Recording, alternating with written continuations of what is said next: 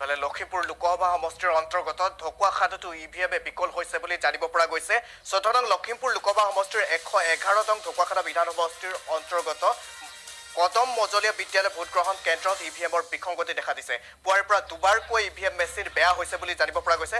ভোটাৰসকলে পুৱাৰ পৰা শাৰী পাতি থাকে যদিও উত্তেজিত হৈ পৰে, কিয়নো ইভিএম মেচিন বিকল হোৱাৰ বাবে বহুত দেৰিকৈ ভোটদান সাব্যস্ত কৰিবলগীয়া হয় সাধাৰণ জনতাই। ইতিমধ্যে প্ৰশাসনৰ লোক আহি উপস্থিত হৈ ইভিএমটো নতুনকৈ সংযোগ কৰে আৰু বৰ্তমানৰ পৰা ভোটগ্ৰহণ চলি আছে বুলি জানিব পৰা গৈছে। আমি পুনৰ জনাইছোঁ বিভিন্ন ঠাইত ইতিমধ্যে ইভিএম বিকল হোৱাৰ খবৰ আহি পৰিছে আৰু তাৰ মাজতে মাৰ্ঘেৰিটা আৰু লখিমপুৰত এইবাৰ ইভিএম বিকল হৈছে বুলি ধৰা পৰিছে।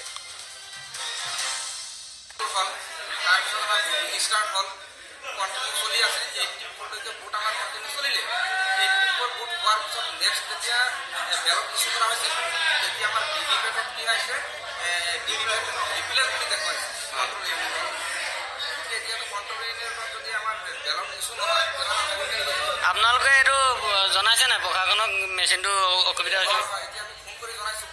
প্ৰশাসনে আপোনালোকক কি কিবা ব্যৱস্থা ল'বলৈ কৰিছে?